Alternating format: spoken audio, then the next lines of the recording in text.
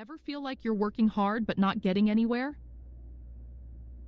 In Managing Oneself, Peter Drucker offers a powerful roadmap for unlocking your true potential. He challenges us to ask the tough questions. What are my strengths? How do I work best? What values drive me?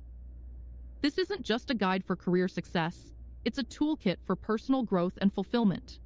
In this video, we'll follow Lisa, a young professional on her journey of self-discovery, learning to harness her strengths, align with her values, and take control of her future. Ready to transform your career? Let's dive into what my strengths are. How can I find meaning in my work?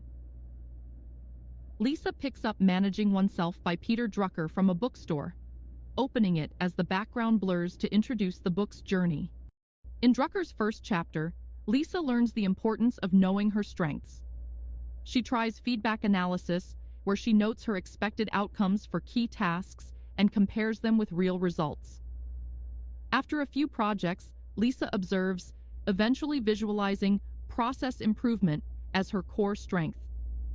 The narration insight from this chapter is that understanding your strengths isn't about guessing.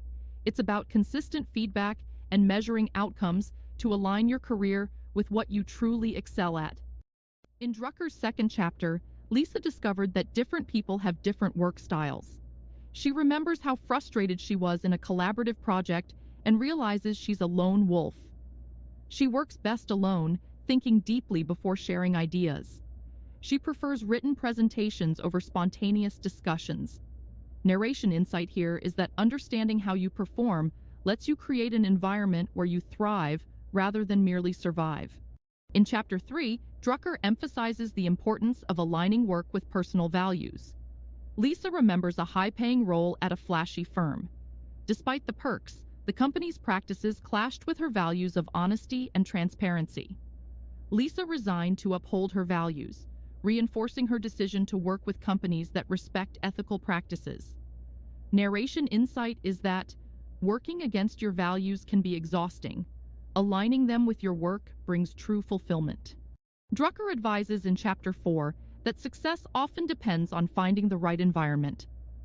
Lisa notices she's more engaged in smaller teams where she can directly impact results. This illustrates the difference between excelling in a structured environment versus independent command. This chapter teaches us that finding where you belong isn't about conforming. It's about choosing settings that bring out your best. Drucker stresses that managing relationships is key. Lisa learns to adapt her communication style to connect better with her team.